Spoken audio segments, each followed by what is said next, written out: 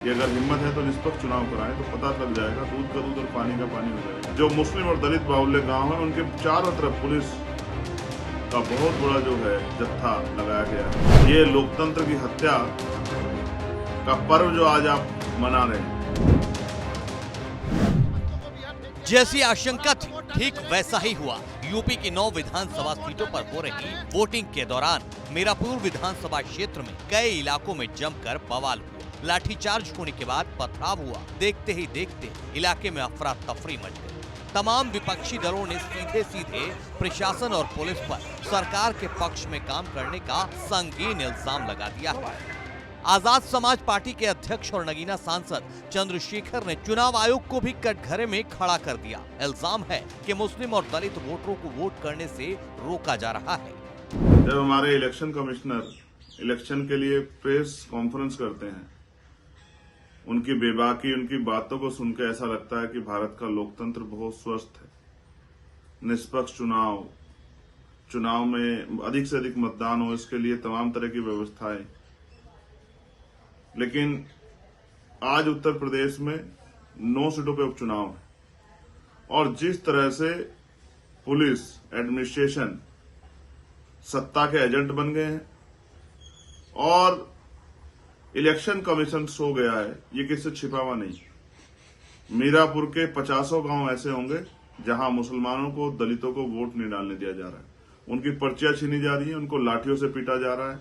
विरोध करने पे उनको जो है देख लेने की धमकी दी जा रही है। चंद्रशेखर आजाद का इल्जाम है कि दलितों और मुस्लिमों के कई गांव में प्रशासन की तरफ से बैरिकेडिंग लगा दी गई है ताकि ये वोटर्स किसी भी कीमत पर अपने मतदान के अधिकार का इस्तेमाल करने घरों से बाहर न निकलने पाए। चंद्रशेखर ने सीधे सीधे वोट की लूट और डकैती का प्रशासन पर इल्जाम लगाया है। आजाद भारत में आपने पहली बार देखा हो कि बैरिकेडिंग लगा दी गई गाँव में कि गांव से बाहर का कोई आदमी गांव में ना आ सके और गांव का आदमी बाहर ना जा सके। जो मुस्लिम और दलित बाहुल्य गांव है उनके चारों तरफ पुलिस का बहुत बड़ा जो है जत्था लगाया गया है, जैसे वहां कोई क्रिमिनल एक्टिविटी हो रही हो।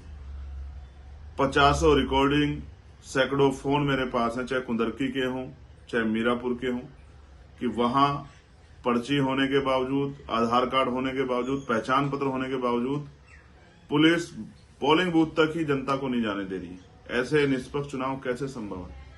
अधिकारियों को फोन कर रहे हैं, रिसीव नहीं कर रहे हैं। और जैसे मैंने कहा, सोया हुआ इलेक्शन कमीशन कैसे निष्पक्ष चुनाव कराएगा और कैसे माना जाए कि जनता अपने वोट का सही प्रयोग कर पाएगी?